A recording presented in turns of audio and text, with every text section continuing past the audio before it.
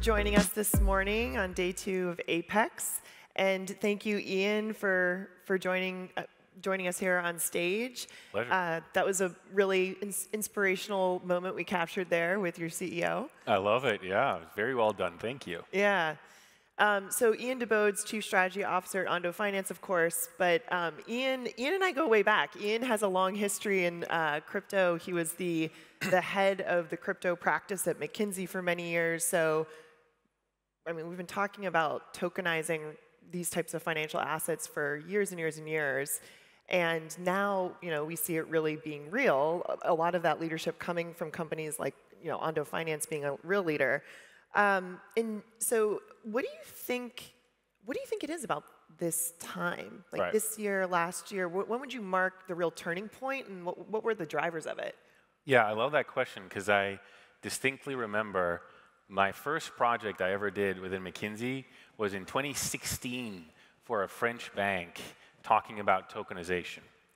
And so obviously, it's been 10 years and a lot has happened since. I think back then, the reality was there just was not the institutional grade infrastructure and the institutional grade products for these institutions to come on chain and for tokenization to really scale. But since then, obviously, a lot has happened.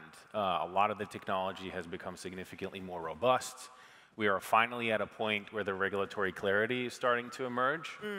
And I would argue that if you just look at the numbers, tokenization is already scaling. A lot of people don't look at a stable coin as tokenized cash, but that's essentially what it is, right? It's just cash on crypto rails. Yeah, the number one. Exactly. It's $250, $60 billion circulating. When I joined Ondo a little over a year ago, I remember the tokenized treasuries category was about 1.5 billion, give or take. Now it is coming up on 8 billion. So that's 5x growth in, give or take, 15 months.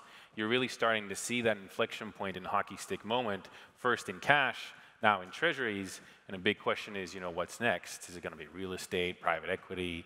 We believe that the assets that make most sense to tokenize really is stuff that people really want and is already liquid, so like publicly listed stocks and ETFs. And that's what we're going to focus on next, and more to come very soon. But I would argue tokenization is here and now. Yeah, yes. So when you work with institutions, they need a business case. I mean, the hype cycle will get you into the innovation lab, but to then transfer into the real line of business and make it a serious commercialized product. What are the most compelling use cases you're seeing talking to your institutional clients? Yeah, no, I love that question because historically institutions always focused on how can I use blockchain to make my own processes more efficient. It was very internal looking, let me build a business case around this. If I can just run it on a blockchain, I'm going to save X amount of money, and that's how they would pitch it. But when you look at what actually happened, that's not what has happened. What really happened is that people found a way to bring traditional financial products on crypto rails and make them available for a global audience. That's essentially what a stablecoin did for the US dollar. And the real business model, the real business case as a result has been to figure out ways to use crypto rails to really enable access on a global scale and move these products 24/7. So increasingly, I think you're seeing a lot of asset managers that are making that switch and saying, wait a minute, how can I take my traditional financial assets, put them on crypto rails, and all of a sudden, a global audience that historically hasn't had access to these products can actually get them. You're starting to even see that in a way, but in the reverse with a Bitcoin ETF. That is essentially just a wrapper to make a crypto product available to an audience that didn't have it before. You're also starting to see the reverse, where a lot of people now want to start putting their ETFs, their mutual funds, other assets on chain and make it available to a global audience. So it's about broader access to these assets and the 24/7 nature that totally resonates. So how are you measuring success in this space? Is it volume on chain? Is it cost savings, number of assets? Like, what are the signals that you look at as real indicators that this is, for real, a transformation of the financial rails? Yeah, I would. So there's lots of different ways to measure success. I'm sure if you ask 10 people, you're going to get 10 different answers. 20 different answers. Exactly. I personally really like looking at how many people are using their crypto wallet, or essentially their on-chain account, for the vast majority of their financial services. And in emerging markets, increasingly, I think you're starting to hit an inflection point on that level, because a lot of people just have their crypto wallet. They use it for their crypto investing, but also for their stable coin. You can now use it in a lot of different merchant places to actually pay for goods. That, to me, signals true and real adoption. I think the emerging markets are significantly further ahead than some of the developed economies. But the moment you're starting to get more assets on chain, I think you're really starting to see, fundamentally, people want to have one wallet for all of their financial transactions. People don't want to have a brokerage account, multiple bank accounts, a Venmo account. Like, that's fragmentation. No one likes that.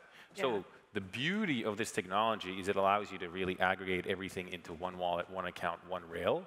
And that, to me, really signals ultimate level of adoption.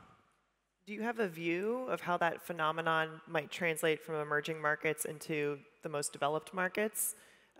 Do you see the same happening for consumers and people in the most developed markets? I think so, because fundamentally, what really, you have to believe that crypto rails are a better rail to run financial services on. Mm-hmm. If that's the case, over time, everything is going to move to these blockchain-based rails. And I think you're already starting to see that is actually the case. With stablecoins, you can move value 24/7 globally. You can have them engage with smart contracts in ways that previously were never possible. So stablecoins, I feel like, are proving out that thesis. But what you haven't yet had is then other asset classes really moving on to these crypto rails to make that one super financial app possible. You can't now do your normal brokerage investing on chain. You can't yet. You'll be able to do that pretty soon through the work of companies like Ondo. Yeah. So more to come. But I think once that starts happening, it's going to be abundantly obvious that this rail essentially is a better mousetrap than what exists today. Take your brokerage account. Once you open up your account, you can't really move your stocks out of it, right? If you don't like your brokerage platform and you want to move, good luck. You're probably going to have to sell your assets and then reinvest it someplace else. Whereas on crypto rails, you can move it around freely from provider to provider, from DeFi app to DeFi app. That's the future that I think ultimately will really speak to people. Yeah, it's going to be so much more user-friendly on the side of the people instead of having to pay the tolls. So where are we with barriers to adoption to reach your vision state? What are the biggest blockers or things to overcome? Yeah, the number one that typically got thrown out was regulation, right? Making sure that you can do it in a compliant way. I think we're not there 100%, but if you want to do it for outside the US, I think you'd be surprised at how much is already possible. And we historically have focused our tokenization efforts primarily outside the US. Increasingly, with the current administration in the US, there's obviously pros and cons, but there is regulatory clarity emerging, and I think people are going to be surprised at what's going to be possible even in the US in the next 12 to 18 months. So in order to actually get adoption and the real blockers, I think they're all disappearing significantly faster than what a lot of people think. Okay, all right. So we're reaching escape velocity. I believe that's right. What do you? So I also think another big shift from 2016 to today is more openness from major institutions of using public blockchains. Like when you and I were talking to banks back in the 10 years ago time frame, I mean, it was like intense fear and just reticence to go onto public chains. That's really changed. So what do you think? What do you see as the important capabilities or factors that institutions need to see to go onto public blockchains? Yeah, I think, back then, to be fair to institutions, I guess, the maturity of the infrastructure typically wasn't there. Sure. And the education that was required, people just didn't get it, right? You need a couple of years, you need a couple of cycles for it to start to click. And I think, honestly, Ripple did a phenomenal job as being part of that education, because I feel like Ripple was the first blockchain to really go for the institutions and say, guys, this is 24/7 movement of value. get with the program. So you were very much ahead of your time, I shall say. But clearly, institutions now are coming on board because I think in part the technology has proven to be sufficiently robust and quite frankly better in many regards than what a lot of institutions can offer. A lot of the existing TradFi banks look at stablecoins, 24/7 value movement and say, whoops, my systems can't support that. Yeah. And it is not going to take that long for them to do the same thing when they look at on-chain stocks and ETFs and you name your asset, right? And so I think right now there's really a turning point in how they look at the technology, how robust it is with the ongoing regulatory clarity. The level of adoption and quite frankly in some instances FOMO that we're seeing from institutions is pretty significant. Yeah. How do we solve for interoperability? Like the one thing we kind of are at risk of is just fragmenting where these assets are available and the liquidity behind them and the infrastructure and that kind of thing. So what's Ondo's view on interoperability? I love that question because it is quite an important one. We have always taken an approach that we go wherever the users are. So we have issued our assets, I believe, at this point on 10 different blockchains. But obviously, that does lead to fragmentation, and I don't think it's necessarily sustainable. But typically in financial services, liquidity begets liquidity. Like wherever the highest liquidity is, at some point it starts aggregating. So at least from a liquidity perspective, I think liquidity will start to aggregate naturally over time. People are working on technology solutions to really make the bridging between these various blockchains significantly easier, so that will solve it. And I think the last part that really hasn't been solved, but plenty of people are working on, is trying to connect TradFi liquidity onto blockchain rails. Because right now, there is very, very deep liquidity on stocks and ETFs and a whole variety of assets that exists in TradFi rails. How do you connect the public blockchain environment into that same liquidity so you can almost make them interoperable with TradFi? I think that's the next horizon. Yeah, which is a nice nod for both of our companies in the direction that we're both headed. This is a great tee-up. I mean, yesterday we're really proud and excited to announce through partnership with Ondo, bringing OUSG onto XRP Ledger. So for the people here, can you first talk about OUSG? What is it? For sure. So OUSG was our first flagship product. It's a tokenized treasury fund where you really take US treasuries, put them on chain. It's very helpful for people who hold quite a lot of stable coins, but that want to earn yield on it. So if you have a little bit of, think of it almost like a savings account. You want to go from your stable coin into a yield-bearing asset. That is really what OUSG is for. It is for large institutions that really want to facilitate and manage their treasury in a responsible way, and we're incredibly excited to bring it to the institutional chain out there, obviously Ripple. Appreciate that.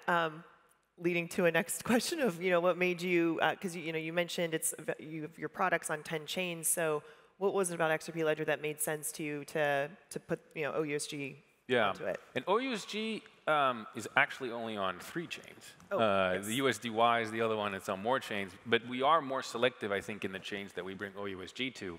But Ripple was a very natural partner on that because, as mentioned, you guys have the largest institutional track record, I think, of all of the chains out there.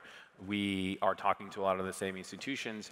When institutions think about allocating capital on chain, it's not just about the asset, it's also really about the chain and the credibility of that ecosystem, of the people that they are working with. They're not just going to go and invest in any type of asset on any type of chain.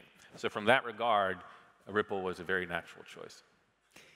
And while OUSG is an asset meant for accredited institutions, we have many developers here at Apex building in this space. So what should they take away from OUSG coming to XRP Ledger and the blossoming kind of tokenized treasury ecosystem taking place on the chain? Yeah, I would say OUSG is really, it's only one asset, it's only one category. Yeah. It's really in treasuries.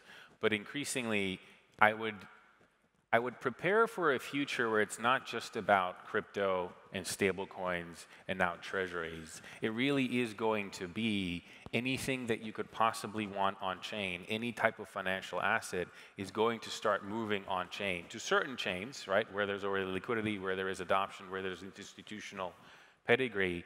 But people should really also in this room, I think, start to prepare for a world in which all the assets are moving on-chain. Financial services increasingly are becoming 24/7. And for the very first time, like in the next 12 months, I think you're really going to be able to compete or build products that were not possible in legacy finance for the very, very first time. Like if you look at the history of blockchains and crypto so far, there's been a lot of proof of concepts. A lot of the blockchains have really gotten more robust. We've had DeFi that really provided a lot of interesting use cases and mechanisms and technology that really work. But a lot of the critique so far has been, you know, it's a meme coin casino. What's the point? There's only crypto assets. And to an extent, that's kind of fair because people want to buy the Tesla stock and the NVIDIAs and the S&P 500s, and that's what they think about when they think of finance. But for the first time, those assets are going to come on chain a lot sooner than you think, and as a developer, I think you can really take it to the TradFis and build something that's significantly better than what they can offer. It's going to be kind of a next chapter of blockchain and crypto as an ecosystem, huh? 100%. Okay, so now I'm going to ask you one of those questions that's impossible to answer, but you're very smart, so you're going to go for it. Okay. All right. We're going to look 5 years into the future. So BCG has predicted, you've heard all these reports, the tokenization market could reach $19 trillion by 2033. So let's say it's 2033. What does the industry look like? Have we hit that number? And what's changed about how capital markets function in 2033? Oh boy. I love the question though. I don't know if it's going to be 2033, maybe sooner, maybe later, but I do think in 5 years' time, most people who open any type of financial account are probably going to be transacting on chain in some shape or form. I don't think, particularly in emerging markets, that people are going to get a 24/7 expectation of value movement and investing. You're already starting to see that happen. There's a bit of a generational gap in that, but as the newest generation really matures, people are going to expect to transact and invest and get margin and do whatever it is that they want 24/7. So I think in whether it's 5 years, 7 years, 10 years, maybe 5 years is enough, I think the vast majority of people globally are going to be transacting on-chain, potentially without them even knowing it, because at that point, the on-chain rails will have proven to be better than what exists in TradFi. Yeah. I like your vision, too, of consolidation of the user experience and the access points. As a consumer, I would love that myself. Right. Now let's just look at 1 year from now. So we're sitting here in 2026, June 2026. Do you have any hallmarks, any predictions for what you think will happen in the next year? I'm going to plead a little bit from my own book, but I do think the concept of tokenized stocks and ETFs and on-chain investing, like on-chain brokerage truly and custom advisory, is going to take off significantly faster than what people think and will probably happen in the next 12 months. You can have an eye towards major brokerage businesses moving on-chain in a big way in the next 12 months. Is that going to happen through our Web2 platforms like Robinhood, or do you have how do you see that playing out? Yeah, I mean, Robinhood has been very vocal about the tokenization efforts, so I'm sure it'll be a combination, I think, of the most forward-leaning Web2 platforms like Robinhood, and then other platforms, including the Web3 wallets and the crypto exchanges, quite frankly, that are going to try to figure out a way to start offering stocks and broader investing products. And for those platforms that have built their infrastructure on-chain, it makes significantly more sense to offer their other assets also on-chain, because it's going to work with their own systems significantly better. All right, guys, you heard it from Ian. On-chain stocks, that's where it's going. That's going to be the next wave, so start thinking about that as you're thinking of what to build. But Ian, we'll have to check in next year. So thank you so much for being here. Appreciate it. Thanks so much for having me.